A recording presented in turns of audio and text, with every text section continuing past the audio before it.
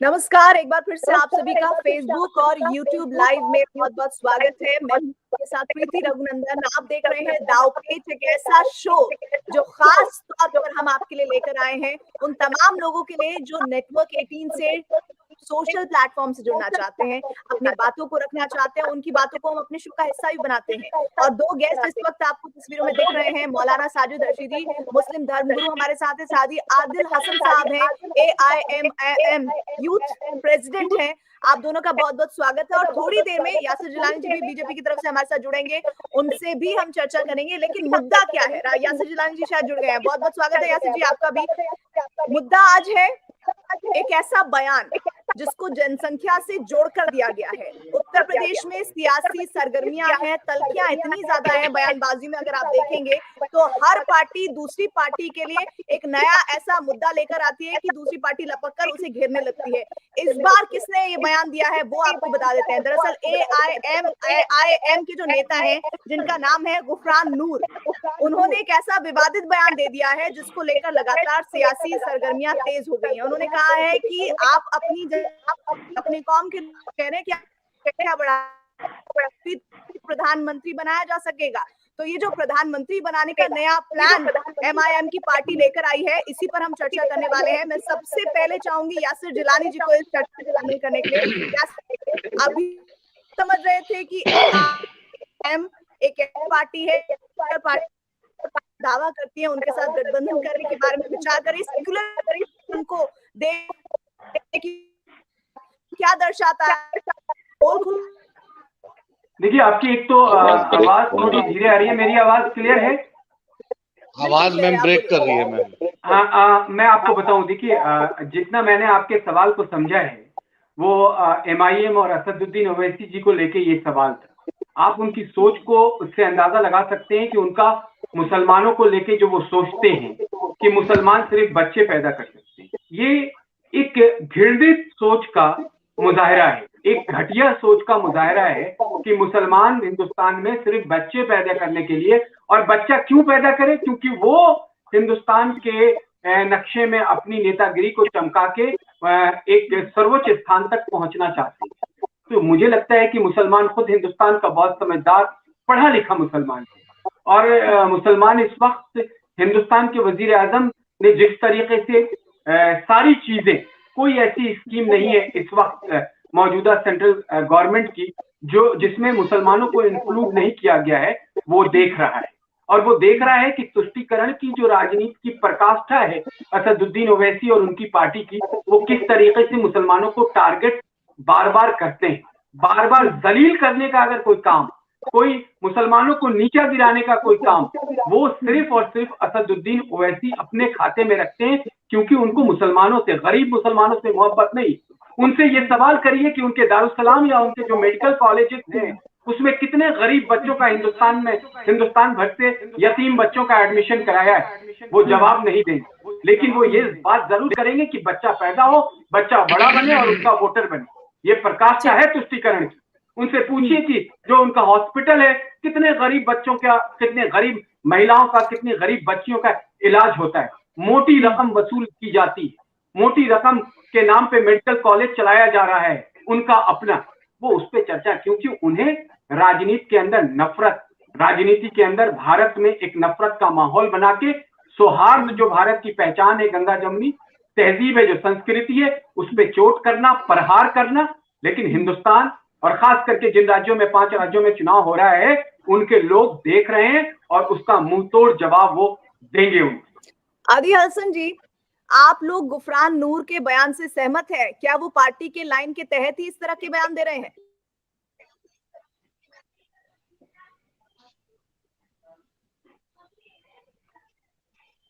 आदिल हसन जी, आवाज पहुंच रही है आप तक?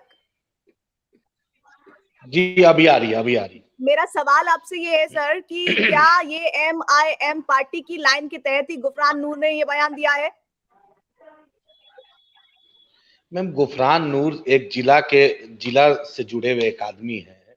उनके बयान को इतना आप लोग अहमियत दे रही हैं, प्राइम टाइम पे इतना टाइम निकाल रही हैं, जरा इस पर भी मैं आपसे अनुरोध करना चाहता हूं कि इस पर भी जरा चर्चा किया जाए कि महंगाई क्या है, टेनी पर भी चर्चा किया। टेनी का जो कल का जो रहा है उसको डाइवर्ट करने के लिए ये सब किया जा रहा है। महंगाई, बेरोजगारी, पेट्रोल डीजल, अनएम्प्लॉयमेंट, इनका मेक इन इंडिया फेल, इनका स्मार्ट सिटी फेल, इनके 2 करोड़ नौकरी फेल, 15 लाख देना fail, China fail. Asaduddin Owaisi के मेडिकल कॉलेज में यतीम और गरीब बच्चों को मेडिकल कॉलेज का आप जिलानी साहब आइए, आप आइए, क्या एडमिशन मिलता है? आपके बीच में मैंने नहीं बोला, बीच में आप प्रवचन मत दीजिए। तो वो असदुद्दीन ओवैसी का बयान है, ये असदुद्दीन ओवैसी का बयान है। बीच में प्रवचन मत दीजिए, बीच में प्रवचन मत दीजिए। जिलानी साहब आपकी बात मैंने सुना था, बीच में प्रवचन मत दीजिए। आपकी बात मैंने सुना था, बीच में आपको प्रवचन नहीं देने के, बीच में प्रवचन मत दीजिए। नारायण राणे का भी मेडिकल कॉलेज है, वहां भी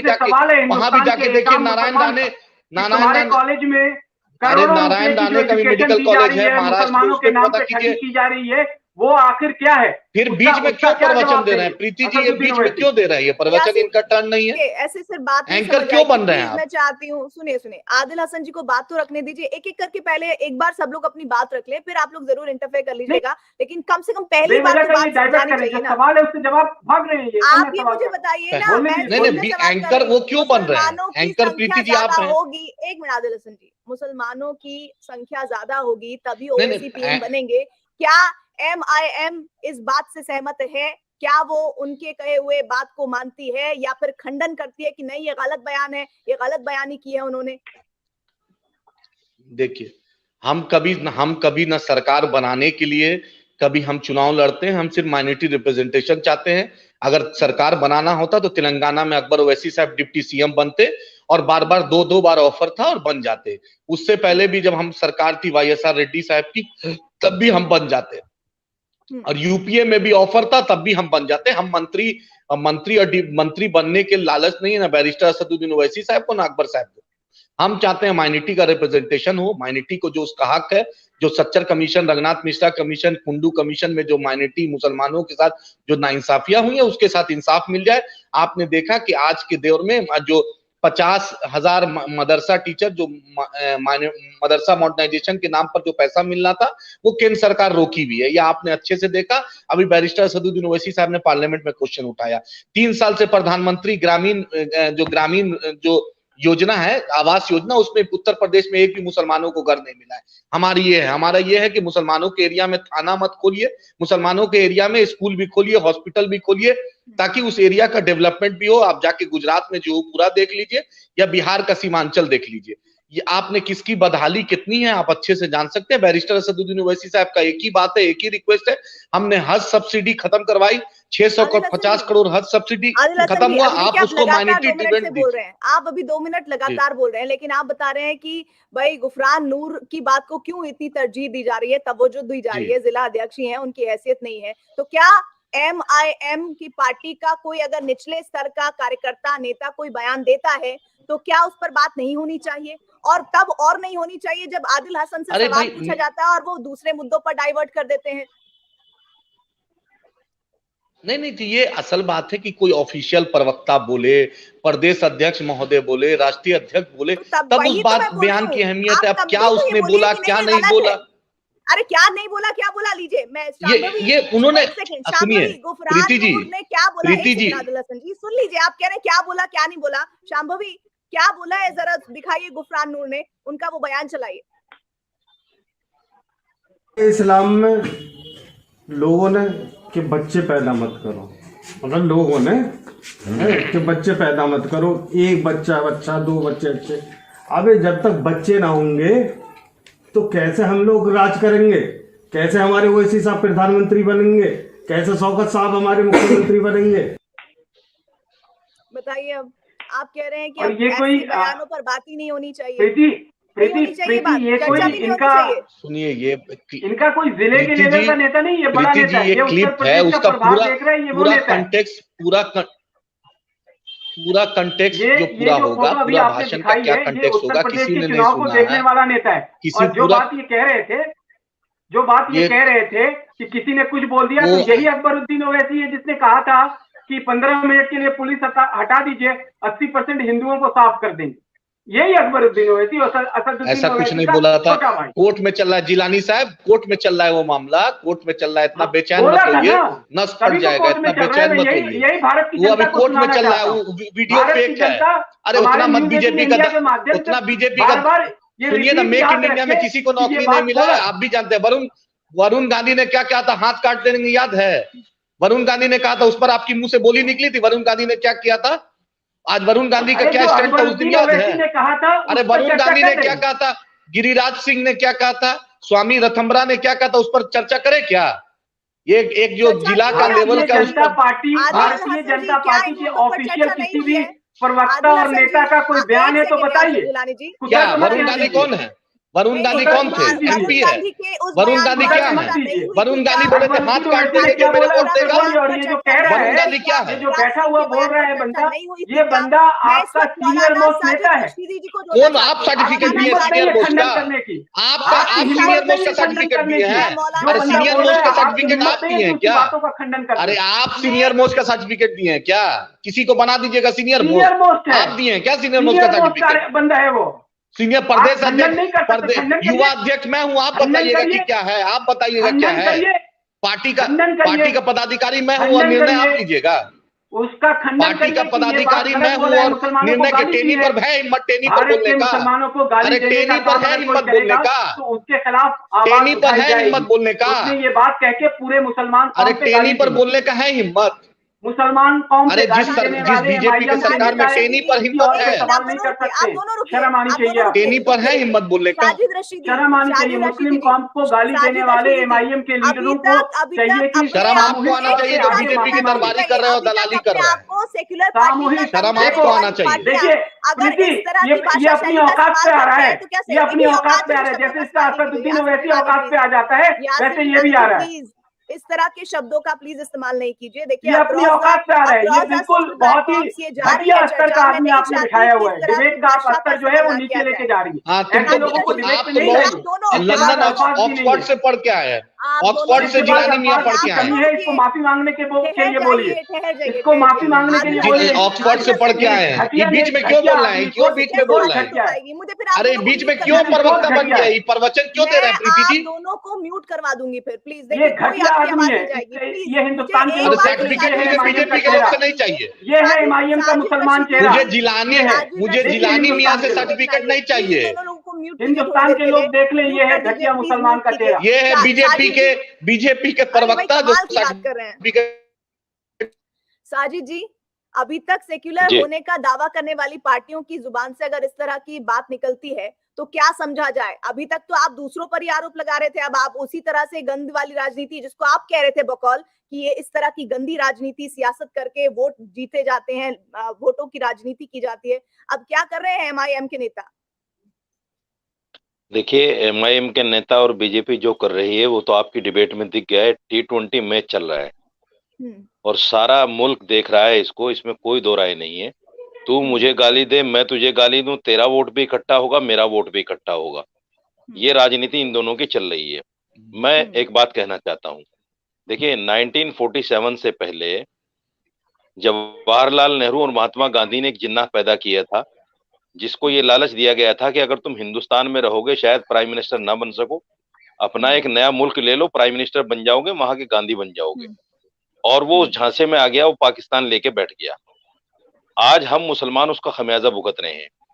मोदी जी ने, अमित शाह जी ने एक नया जिन्ना पैदा किया है और उसके सामने भी यही एक सवाल है जो इनकी जबान पर चढ़कर बोल रहा है कि भाई जब तक हम हिंदुस्तान में रहेंगे प्राइम मिनिस्टर नहीं बन सकते। ये भी आहिस्ता आहिस्ता आप देख लीजिए, आज तो बच्चे पैदा करने की बात हुई है, कल ये लोग फिर यही कहेंगे हमें अपना मुल्क नया दे दो, हम तो अलग प्राइम मिनिस्टर उसके बन जाएंगे और आपको आपका हिंदुस्तान मुबारक। ये एक राजनीति चल रही है जिसको हर कोई नहीं समझ रहा है, लेकिन मैं बहुत दूरदर्शी बात कर रहा हूं। मैं असदुद्दीन अवैसी साहब से और इनके प्रवक्ता से हाथ जोड़कर विनती करना चाहता हूं कि हिंदुस्तान के मुसलमानों पर रहम कीजिए। हिंदुस्तान का मुसलमान अगर मुस्लिम लीग को पनपने देता तो मुस्लिम लीग पनप जाती। हमने उसको पनपने नहीं दिया क्योंकि हमें पता है कि हिंदुस्तान में मुस्लिम नाम से कोई पार्टी नहीं चल सकती। जब ये देश सेकुलर है और सेकुलरिज्म की हम बात करते हैं तो फिर हम इस्लाम के नाम पर, मुसलमान के नाम पर कोई पार्टी नहीं चला सकते और नहीं चल सकती। अगर असदुद्दीन अवैसी की पार्टी चल रही है और वो तरह तरह के उलझुल बयान दे रहे हैं और उस पर कोई कार्रवाई नहीं हो रही है, तो पूरा देश इस बात को समझ रहा है कि आजम खान को एक बयान की वजह से कहां डाल दिया गया, और ये रोजाना प्राइम मिनिस्टर और बीजेपी के खिलाफ गालियां देते हैं, बुरा भला कहते हैं, लेकिन इनके खिलाफ कार्रवाई इसलिए नहीं होती क्योंकि ये दोनों मिले हुए हैं, सबको पता है। तो मैं हाथ जोड़कर कहना चाहता हूं, मुसलमानों पर रहम करो अवैसी साहब, आदिल साहब, मुसलमानों के साथ अगर इंसाफ चाहते हो, मुसलमानों को इंसाफ दिलाना चाहते हो, तो सीधे हैदराबाद चले जाओ, यूपी से निकल जाओ, यूपी की सियासत में मत आओ। अगर आप यूपी की सियासत में आओगे तो मुसलमानों के साथ इससे बड़ा जुल्म आपके अलावा कोई नहीं कर सकता, क्योंकि आप मुसलमानों के वोटों को बांटोगे और मुसलमानों का वोट मुंतशिर हो जाएगा। जो आप चाहते हैं कि बीजेपी को फायदा हो वही हो जाएगा। इसलिए अल्लाह के लिए रहम कीजिए, मैं हाथ जोड़ता हूँ, रहम कीजिए, यूपी छोड़ दीजिए। कह रहे हैं आप वही बात कह रहे हैं जो अभी तक दूसरी पॉलिटिकल पार्टी, खास तौर पर बीजेपी की विरोधी पार्टियां कहती रही हैं कि असदुद्दीन की पार्टी बीजेपी की बी टीम के तौर पर काम कर रही है। क्या आप ये बात कहना चाहते हैं? नहीं, आप मुझे बताओ ना, बी टीम है कि नहीं? आजम खान का क्या हाल है और असदुद्दीन अवैसी आजाद घूम रहा है, इससे बड़ी बात नहीं बोल सकता मैं। आदिल हसन जी, ये बी टीम नहीं है, ये बी टीम नहीं है, T20 चल रहा है, T20 चल रहा है, पूरा देश देख रहा है, T20 चल रहा है, T20 पूरा देश देख रहा है। बिल्कुल बिल्कुल बिल्कुल, सारी दुनिया देख रही है। प्रीति जी, हाथ जुड़वा लीजिए भाई साहब, आदिल साहब, हाथ जुड़वा लीजिए मुझसे, मैं आपके पैर पकड़ लेता हूँ, यूपी छोड़ दीजिए अल्लाह के वास्ते, मुसलमानों को जलील मत कीजिए, बहुत जलील हो गया मुसलमान। अल्लाह के लिए अगर आप मुसलमानों को इंसाफ दिलाना चाहते हैं तो वापस हैदराबाद चले जाइए, खुदा के लिए, वरना मुसलमानों पर इतना बड़ा जुल्म होगा आपका कि तारीख आपको माफ नहीं करेगी, तारीख आपको माफ नहीं करेगी। आदिल हसन जी बोलिए। प्रीति जी, मौलाना साहब की हम इज्जत करते हैं और उनका एहतराम करते हैं। मौलाना साहब से एक बात है कि 2013 में मुजफ्फरनगर जब जल रहा था और जब 50,000 से ज्यादा लोग शिविर में थे, तो मौलाना साहब कभी झांकने भी नहीं गए थे, ना उनके आजम खान साहब गए थे, ना अखिलेश यादव जी गए थे। आज अखलाक के घर में सबसे पहले कोई गया था, उनका नाम बैरिस्टर असदुद्दीन ओवैसी साहब है। अगर तबरेज अंसारी का केस कोई झारखंड में लड़ा मॉब लिंचिंग में, उनका नाम MIM है और बैरिस्टर असदुद्दीन ओवैसी साहब की क़यादत है। आज सीमांचल बिहार में 5 MLA जीते हैं और सीमांचल को आज स्पेशल स्टेटस की बात हो रही है, और सीमांचल में जो काम हो रहा है वो MIM की देन है। इसलिए मौलाना साहब की हम कदर करते हैं, लेकिन ये जो पार्टी के नाम पर तो शिरोमणि अकाली दल का नाम, शिवसेना का नाम, क्रिश्चियन कांग्रेस का नाम, इंडियन यूनियन मुस्लिम लीग का नाम, नागा ट्राइब का नाम, ये इलेक्शन कमीशन ऑफ इंडिया निर्णय लेगा कि कौन पार्टी रहती है, सेकुलर है कि नहीं है। हम हिंदुस्तान के संविधान पे विश्वास करते हैं और संविधान के तहत ही पार्टी का नाम रखा है और उसी के तहत रजिस्टर्ड है, तो इसलिए मौलाना साहब की इज्जत कर रहे हैं। लेकिन आदिल हसन जी, अगर संविधान की इज्जत करते हैं, संविधान की बातों के तहत ही आप अपनी राजनीति को आगे बढ़ा रहे हैं, तो फिर आपके जिला अध्यक्ष अगर ऐसे गुफरान नूर टाइप के जो लोग हैं वो कुछ कहते हैं, तो एक बार तो दिल पर हाथ रखकर कहिए कि नहीं है, इस डेमोक्रेटिक सोसाइटी में, इस डेमोक्रेटिक मुल्क में इस तरह की भाषा की कोई जगह नहीं है। एक बात तो ये कह दीजिए, एक बार तो कहिए कि जो उन्होंने कहा वो गलत कहा, संविधान की मूल धारणा के खिलाफ कहा। देखिए, दिल पर हाथ रख, प्रीति जी, दिल पर हाथ रखकर बोल रहे हैं। MIM बैरिस्टर असदुद्दीन ओवैसी साहब ने कभी प्रधानमंत्री बनने का ख्वाब ना कभी देखा है, ना कभी सोचा है, ना चीफ मिनिस्टर बनने का ख्वाब देखा है। दिल पर हाथ रखकर बोल रहा है। नूर साहब ने क्या बोला, नहीं क्या बोला, क्या बोला नूर, एकदम अगर करेंगे उनका पूरा वीडियो सुन लेते हैं गुफरान नूर साहब का। अगर उन्होंने कुछ असंवैधानिक कहा है तो बेशक कार्रवाई होगी। पूरा सुनिए, प्रदेश अध्यक्ष उत्तर प्रदेश जरूर लेंगे। एकदम आप साजिद जी, दिल पर हाथ रखकर बोल रहे हैं। शांभवी, उनकी जो सफाई आई है उनके इस बयान पर, मैं वो चाहती हूँ, गुफरान नूर ने क्या सफाई दी है और फिर कैसे उन्होंने एक लाइन फिर से कोट कर दी है, वो भी सुनवा लेते हैं। शांभवी, जरा प्ले कीजिए उनका दूसरा बयान जो अपनी राय रख रहा था, बता रहा था कि भाई देखिए, देश के लिए कुर्बानी मुसलमानों ने और हमारे उलेमाओं ने बहुत दी हैं, और कोई सी भी आज़ादी के बाद जंग रही हो उसके लिए भी कुर्बानी बहुत दी है। तो हमें कहीं से हर जगह नेगलेक्ट किया जाता है। जितनी हमारी हिस्सेदारी कुर्बानी में रही है, तो उतनी भागीदारी हमारी पैदावार में नहीं रही है। तो वो चीज़ चली हुई थी कि भाई हर आदमी चाहता, मेरा पर्सनल व्यू थे कि भाई मेरे सदर ओवैसी साहब प्रधानमंत्री बने।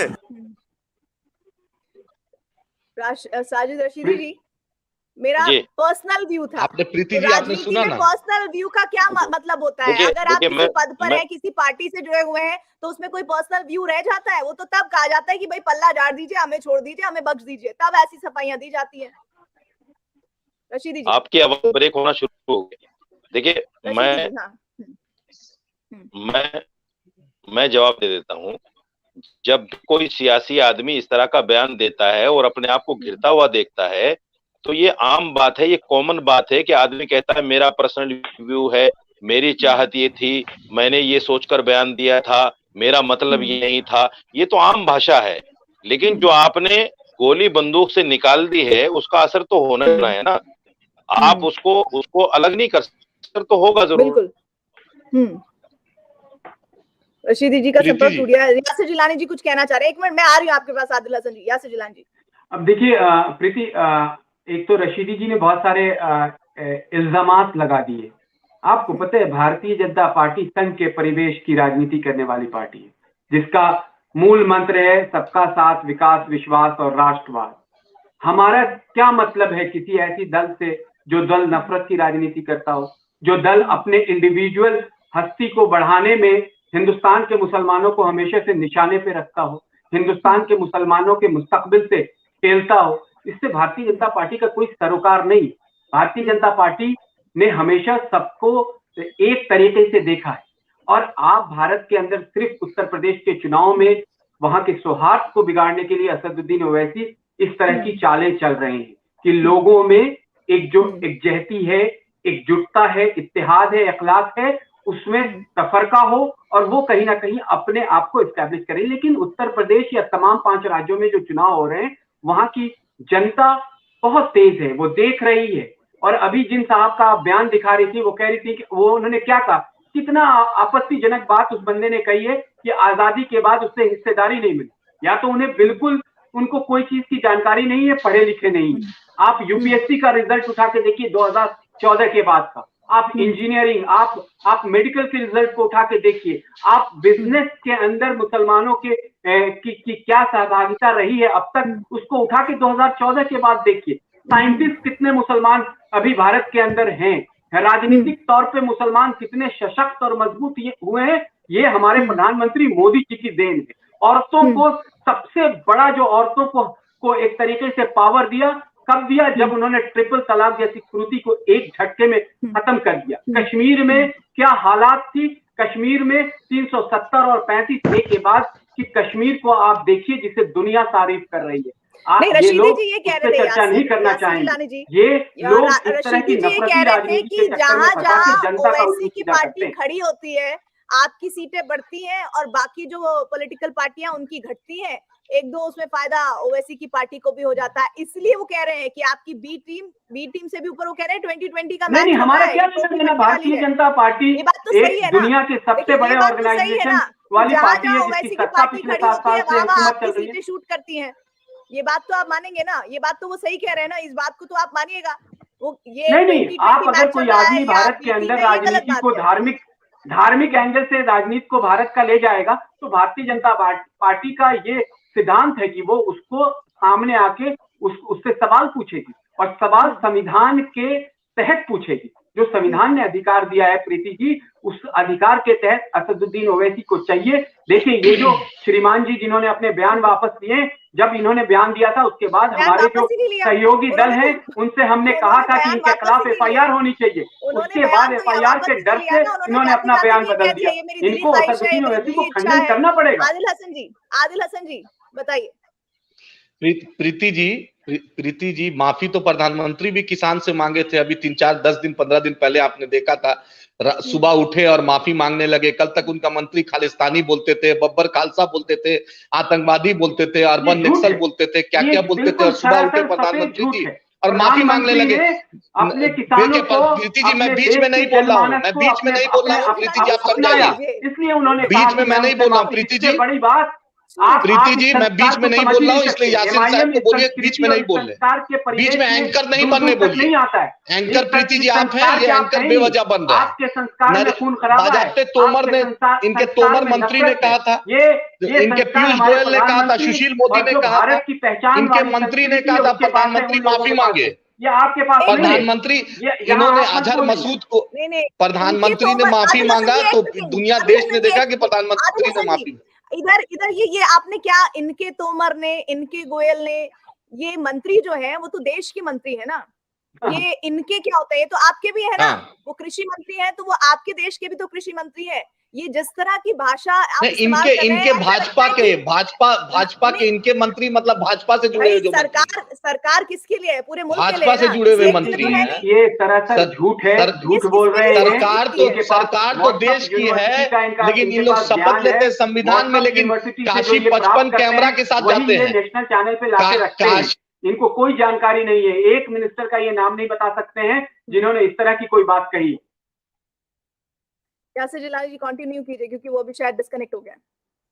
जी जी जी, देखिए ये लोग सिर्फ झूठ की राजनीति आपके सामने परोस रहे हैं। आप बताइए कि किसी मंत्री ने किसी तरह का कोई टिप्पणी किया हो, जो ऑथोराइज प्रवक्ता हैं उन्होंने किसी तरह की बात करी? इनको सिर्फ व्हाट्सएप यूनिवर्सिटी से MIM और मौलाना हजरत जो बैठे थे उनको ज्ञान मिल जाता है, वो सामने रख देते हैं। इन्हें किसी से सरोकार नहीं, इन्हें अपने से मतलब है कि इनकी MIM को कैसे इन्हें बढ़ाना है, इनका दल कैसे बढ़े, इनका नेता प्रधानमंत्री बनने के लिए बच्चे पैदा करवाए। व्हाट्सएप तो आप चलाते हैं, व्हाट्सएप तो ये चलाते हैं, व्हाट्सएप यूनिवर्सिटी तो आप चलाते हैं, और फेक न्यूज में तो आपकी डिग्री है फेक यूनिवर्सिटी में, आप तो फर्स्ट क्लास की डिग्री है फेक यूनिवर्सिटी की। आपके अभी तक प्रधानमंत्री का डिग्री किसी ने नहीं देखा। संस्कार है ना, वही आप बताते रहते हैं। स्मृति ईरानी का एफिडेविट घट जाता है इनकी मंत्री का। स्मृति ईरानी जो है इनकी मंत्री, उनका घट जाता है सर्टिफिकेट। आप स्मृति ईरानी पे बताइए ना सर्टिफिकेट कहाँ है उनका। माफी मांगी है स्मृति ईरानी जो आपकी मंत्री है, उनका भी सर्टिफिकेट कहाँ है? आदिल हसन जी, गुफरान नूर के मैं उस बयान पर आना चाहती हूँ। मुझे बताइए, आप ये जानते हैं कि देश में मुसलमानों की साक्षरता का जो आंकड़ा है वो क्या है? अगर बच्चे या आबादी बढ़ाई भी जाती है तो भी उनको पढ़ाने लिखाने का तो पैसा टका चाहिए ना, तो बजाय कि उस पर काम किया जाए, ये अनर्गल बयानबाजी आपके पार्टी के नेताओं की तरफ से क्यों होती है, जिसमें फिर खुद ही आप लोगों को एक सेल्फ गोल वाली फीलिंग होने लगती है? प्रीति इन्हें नहीं मालूम है, उन्होंने कहा मुसलमानों के लिए जो कार्यक्रम दिए गए हैं वो ऐतिहासिक है इस सरकार के। जो मिनिस्ट्री ऑफ माइनॉरिटी अफेयर्स के मिनिस्टर मुख्तार अब्बास नकवी के नेतृत्व में जो मंत्रालय चल रहा है, उसमें जो कार्यक्रम सिर्फ अल्पसंख्यक लोगों के लिए, जो मुस्लिम समाज की बच्चियां हैं उनके बच्चों के लिए जो कार्यक्रम है, चाहे वो एजुकेशन का हो, चाहे वो हुनर से रिलेटेड हो, हिंदुओं की साक्षरता का भी आंकड़ा है। जो कुल साक्षरता महिला और पुरुषों की है वो 73 के करीब है। और ह्यूमैनिटी अफेयर की बात कर रहे हैं, उसमें मदरसा टीचर मॉडर्नाइजेशन जो पैसा नहीं दिया। एक सेकंड आदिल हसन जी, एक इम्पोर्टेंट डेटा मैं शेयर कर रही हूँ। सिखों की, जैन की, ईसाइयों की और बौद्ध की जो साक्षरता रेट है वो मेरे पास है, उसमें सबसे कम है मुस्लिमों की साक्षरता, जिसमें 65.5% साक्षरता का ग्राफ है। तो लगता नहीं है कि आपको इस पर ज्यादा फोकस होना चाहिए बजाय कि जनसंख्या बढ़ाने वाले जैसे विवादित या फिर डिस्प्यूटेड बयान देने की? क्योंकि ये तो एक तरह से सेल्फ गोल ही हो जाता है ना आप लोगों के लिए। आप लोगों ने कह दिया, बीजेपी ने लपक लिया। अरे उन्होंने तो कहा, उसने कहा कि उसका कहने का तर्क कुछ और था। उसने तो कहा साफ साफ कि मैं कुछ और बोल रहा था, मुझसे कुछ और भी आ गया। उनका कहना कि एक कार्यकर्ता को कहा ना कि हम दिल पर हाथ रखकर कहते हैं अभी फिर से इच्छा नहीं है, फिर से अभी हाथ रख रहे हैं। आपकी बात सुनिए, आपकी बात फिर से, आपकी बात को लबैक कहते हैं। नहीं सुनिए, वो कार्यकर्ता की इच्छा थी। अरे भाई, कार्यकर्ता भी ही तो आगे चलकर किसी ना किसी पोजीशन में पहुंचेगा ना MIM में, कि नहीं पहुंचेगा? कार्यकर्ता ही रहेगा। ये सोच तो नर्चर होती है ना, धीरे धीरे आगे बढ़ती है, उनसे आगे वहां बैठे हुए लोगों फिर वो आगे बढ़ाएंगे। ऐसे ही तो पार्टी कैसे विकसित करती है, ऐसे ही तो होता है ना। फिर आप कहेंगे कि भाई पार्टी की राय है, अब तो मानना ही पड़ेगा, फिर आपकी सोच वहां टर्न हो जाएगी। ये बात मानिए ना, और ये कहिए कि अगर ऐसा बयान दिया गया है गलत बयान है। ये उन्होंने साफ साफ बयान में कहा कि ऐसी मेरी मंशा नहीं थी। मेरा कहना था कि प्रधानमंत्री, एज ए कार्यकर्ता मैंने कहा कि बैरिस्टर साहब प्रधानमंत्री बने। उन्होंने कहा, मैं दिल पे हाथ रख के फिर बोल रहा हूँ कि बैरिस्टर साहब ने कभी ये नहीं कहा, इस बात को इंडोर्स नहीं किया है। आप समझ जाइए। लेकिन अब क्या करें, जबरदस्ती मुद्दा अगर किसी को है तो ठीक है, अच्छी बात है। और अजहर मसूद को छोड़ने वाले हमें ज्ञान राष्ट्रवाद का नहीं दे, जाके कंधार में अजहर मसूद को छोड़े थे और राष्ट्रवाद का ज्ञान हमें नहीं दे। पूरी अच्छा, दुनिया जानती है कि जिन्ना के जनसंख्या मजार बढ़ने पर से फांसिया ओवैसी जी किसने पड़ा था? प्रधानमंत्री लाल बन कृष्ण जाएंगे आडवाणी क्या? ने पड़ा था। आदिल हसन जी, जनसंख्या लाल बढ़ने कृष्ण से आडवाणी ने जाके जिन्ना के मजार में पड़ा था फातिया। ओवैसी बन जाएंगे क्या प्रधानमंत्री? अरे ना ओवैसी साहब को इच्छा है, ना कभी उन्होंने तमन्ना जाहिर की है। हम तो चाहते हैं एक ऐसा प्रधानमंत्री बने जो जो इंसाफ की बात करे, जो संविधान पे शपथ लिया है, 55 कैमरा के साथ काशी नहीं जाए, इंसाफ की बात करे। हम ऐसे प्रधानमंत्री की बात चाहते हैं जो एक बार प्रेस को, ओपन प्रेस को फेस करे। हम ऐसा प्रधानमंत्री चाहते हैं, सिर्फ मन की बात नहीं हो, प्रेस की भी बात हो, प्रेस वाले भी सवाल करें। हम ऐसे प्रधानमंत्री चाहते हैं। वाहिद एक प्रधानमंत्री इस देश के है जो आज तक ओपन प्रेस नहीं किया। मनमोहन सिंह ने यासिर किया, गिलानी की एक छोटा सा कमेंट चंद्रशेखर आपका, जी ने उसके किया। बाद में फिर मैं समाप्त करूंगी। देखिए, मैं इनके यासिर गिलानी, किसी हाँ। कुतर्क का जवाब देने का मेरा कोई मतलब नहीं बनता है। ये लोग किसी तरीके से अपने आप को उत्तर प्रदेश में जो एक सौहार्द बना हुआ है, एक चुनाव के हम उसमें बढ़ रहे हैं, उस सौहार्द को बिगाड़ना चाहते हैं और अपना एग्जिस्टेंस बनाने के लिए ये कुछ भी कर सकते हैं। लेकिन उत्तर प्रदेश की सरकार, वहां का एडमिनिस्ट्रेशन, वहां के जो पुलिस महकमे हैं, वो बेहद सख्त हैं। इस तरह की कोई भी बयानबाजी होगी तो उनके खिलाफ FIR दर्ज कराया जाएगा और उन्हें जेल के अंदर भेजा जाएगा, क्योंकि बहुत बहुत शुक्रिया सौहार्द यासिर गिलानी बिगाड़ेगी जी। नहीं ये समय सरकार। इस खत्म हो गया सरकार मेरे का पास मूल दाव पेच मंत्र है कार्यक्रम सबका का। साथ, विकास, आदिल हसन विश्वास। जी, आपका भी बहुत बहुत शुक्रिया। रशीदी जी हमारे साथ जुड़े, बाद में डिस्कनेक्ट हो गए, आपके लिए भी धन्यवाद। हमारे तमाम उन व्यूवर्स का भी बहुत बहुत शुक्रिया जो इस डिबेट में, इस चर्चा में हमारे साथ रहे, उन्होंने कमेंट दिए, बहुत बहुत धन्यवाद। कल 2:30 बजे फिर आपसे मुलाकात होगी दाव पेच में एक नए विषय के साथ। तब तक के लिए आप देखते रहिए नेटवर्क 18।